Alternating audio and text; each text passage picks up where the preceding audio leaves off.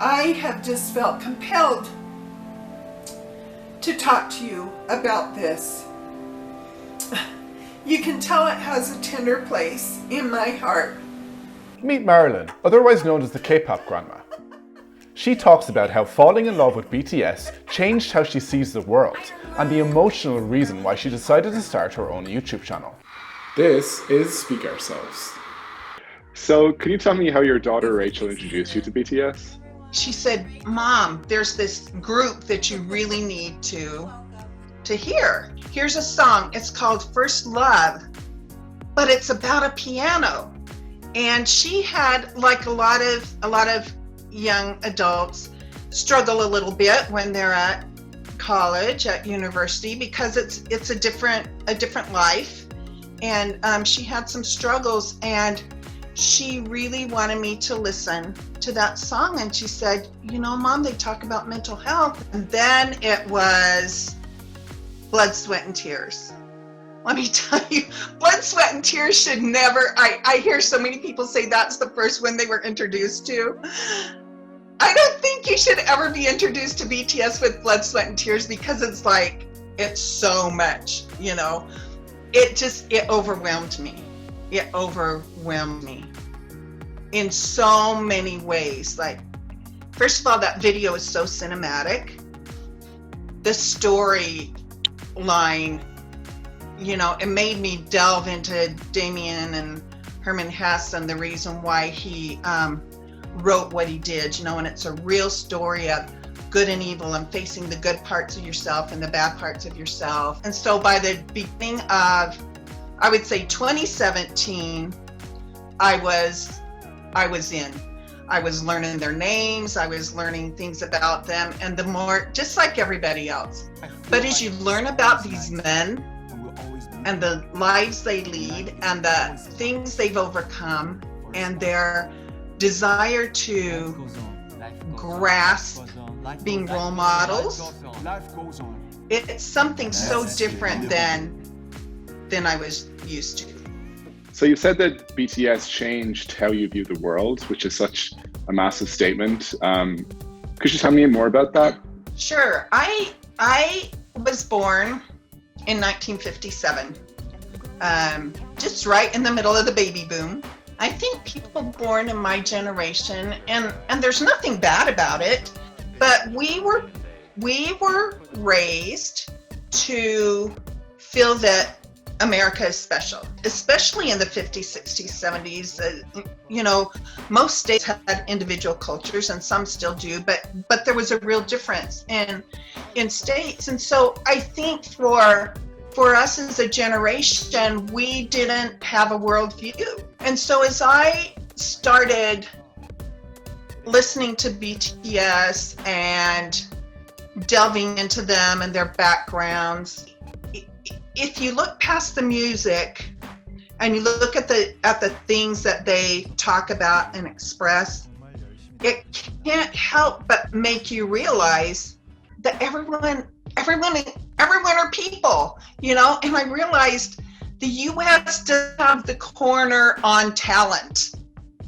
You know, before I started really being into BTS and K-pop, you know, I knew Hyundai was Korean. I had no idea Samsung was Korean and LG was Korean, and like all these brands that we use. And it's like, how could I not know that? And I realized that as good as America is, there's some really great, intelligent, wonderful people in other parts of the world. This is like almost like a physical result of that. You've made a YouTube channel. Just know that you are special and that you are loved and that there's nobody else like you. And if you still need reassurance after all the wonderful reassurance that BTS has given you, let me give you that reassurance as well. You are an amazing person. I have just felt compelled to talk to you about this. You can tell it has a tender place in my heart.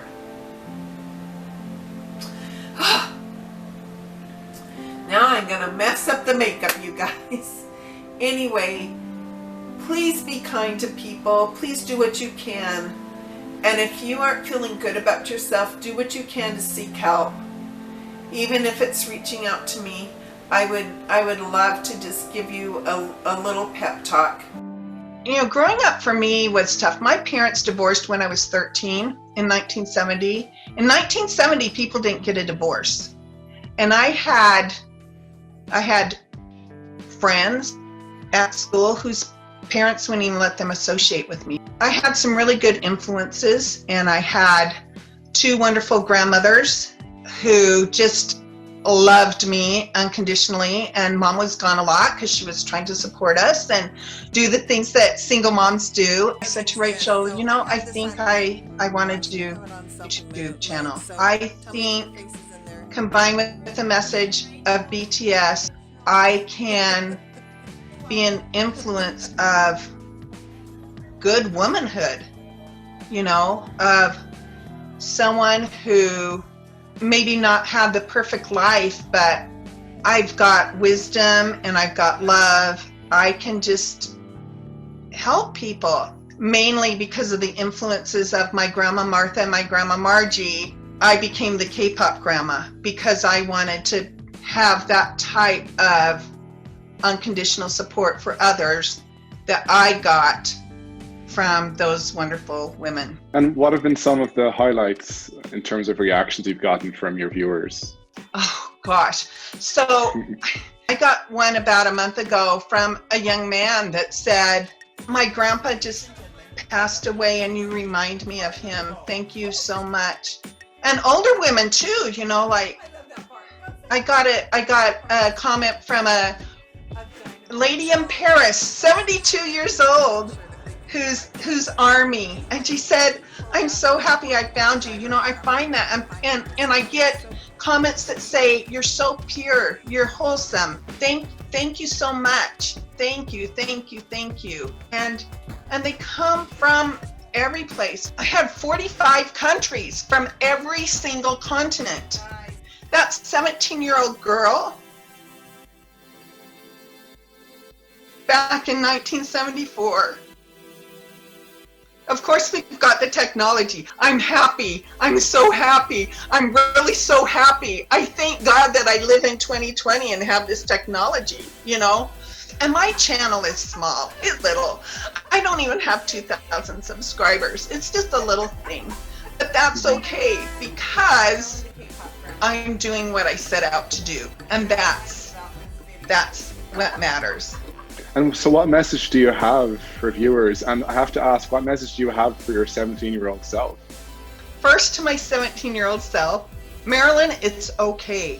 You are amazing and you're going to do amazing and wonderful things. Keep looking in the right direction. Take the straight road. Be true to yourself.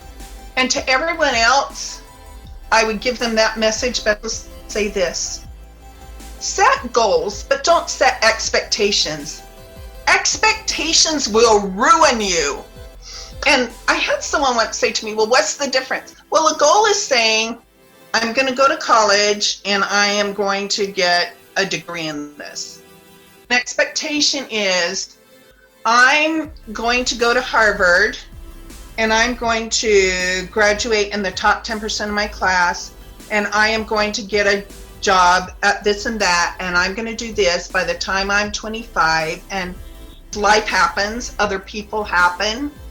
But if you set a goal, sometimes you'll get to take this really wild ride in life, and things will happen that you never expected.